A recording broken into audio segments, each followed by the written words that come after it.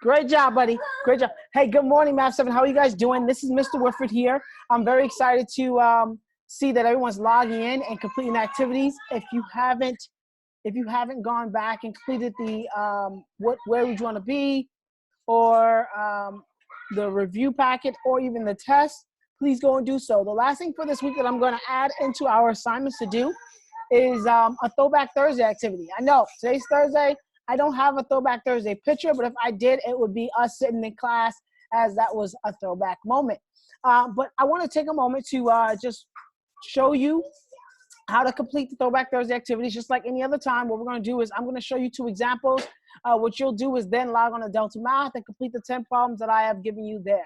They're not hard, they're not complicated, but it does go back and allow us to refresh our memory before we dive into new information. All right, so let me just share my screen with you so that way we're all on the same page, okay? I want to make sure we're all together.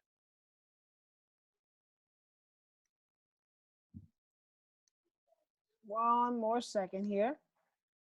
Okay. All right. So when you log in, you should see this worksheet right here. You should see this page. Now, I recommend if you haven't gone back and completed homework 4, homework 3, this other Throwback Thursday activity, the extra credit assignment, homework 2 or homework 1, you do so, please. There will be no more major homework assignments like those on Deltamath, but there will be Throwback Thursday activities. There may be class times where I may give you 2 problems or 3 problems to do, but this Throwback Thursday activity does have you do 10 problems of solving inequalities and graphing them. Okay, so let me show you one problem. Actually, I'm gonna show you 2 problems. I'm gonna show you 2 problems because that's normally what I do. And then after I show you those 2 problems, I do want you to complete the other 10. Now remember, on here you can hit show example. If you don't have a calculator at home and you're like, I need a calculator, remember there's a calculator button up here. If you clicked it, it would open a calculator for you there. So there is everything that you need is right here in this area here, and I would love for you guys to do it to the best of your ability. So it says here to solve the inequality and graph the solution on the line provided. So first of all, I have to take this inequality, I have to solve it. After I solve it, I'm going to write the inequality notation, and then I'm going to graph it on this number line. Okay, so first let's deal with the inequality. It reads 7x minus 8 is less than or equal to negative 15. Give me 1 second. Get out the bathroom. 1, 2. Oh, okay. I don't know. I just see light on. I don't know what's going on. Okay, so 7x minus 8 is less than or equal to negative 15. The first thing I need to do here is, as I told you guys before, I would recommend you always draw a wall, okay? I would recommend you draw a wall, and I'm going to draw the wall right down the inequality symbol, right? So right here, I'm going to draw me a nice, pretty wall. It looks something like that, okay? I need to get rid of this minus 8 first. Always get rid of the addition or subtracting number first, and then we're going to take care of the number that's in front of the variable. So I'm going to do the inverse of minus 8, which the inverse of a negative 8 is a positive 8, so I'm going to add 8. And because we want to keep it balanced, whatever we do to one side, we have to do to the other side. So plus 8 there, plus 8 over here, okay? Now, this negative 8 and positive 8, they do cancel out because they equal 0. And we end up just having 7x on this side. 7x is less than or equal to negative 15 plus 8. Now, if you are having a hard time doing negative 15 plus 8, I don't recommend you guys do it in your head. I can do it in my head, and I know the answer is going to be a negative 7. However, for you guys, I would recommend you go to your calculator, right? You go and you click on the calculator here. Right here. You click on the calculator, and I would recommend, and I'm just going to scroll it right back down to make sure it's still aligned. I would recommend you type in negative 15 plus 8, because a lot of you guys struggle with doing arithmetic like this, adding and subtracting opposite numbers, right? We'll take in another couple of weeks, I think it's best for us to revisit this. That way I can help you guys get better at it. But for now, utilize the calculator, and I promise you next week, the Throwback Thursday activity for next week, we'll be adding and subtracting integers. That's exactly what we're going to do next week, okay?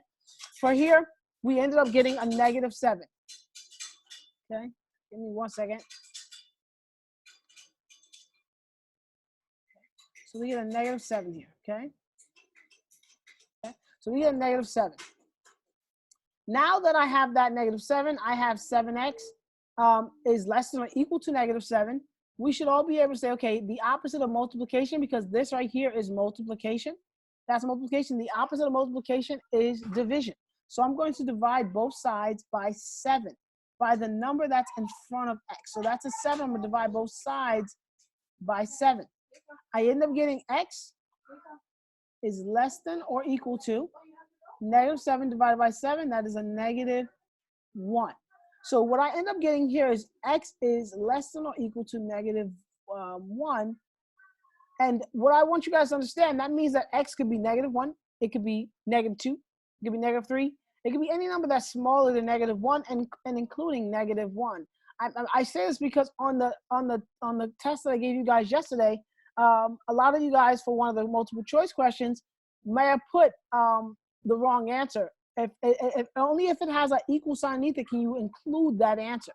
Okay, but I'm going to type this answer into my inequality notation. Okay, so I'm going to click on it. I'm going to type in x.